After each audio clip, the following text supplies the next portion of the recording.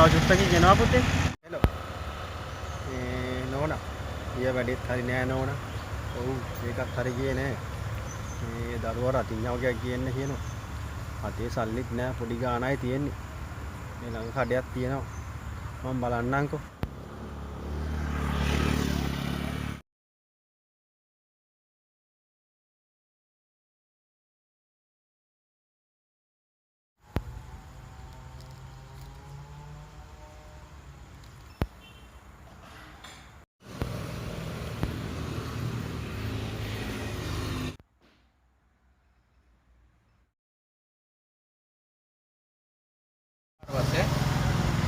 මොනවද මහත්තයා බැලුවේ?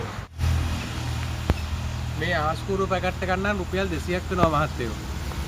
මුදලාලි මට අහස් කූරක් දෙන්න කොහෙනම්? අලුත් එකක් තියෙනවා.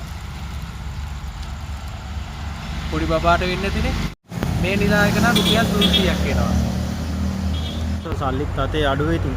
අපේ දුව හරිය ආසයි මේ අහස් වරුවට. මේකෙන් එකක් හරි ගෙනියන්න ඕන. එහෙනම් මහත්තයෝ සුබම සුබ අලුත් අවුරුද්දක් වේවා කියලා මේ ටික බබාට ගිහින් දෙන්නකෝ.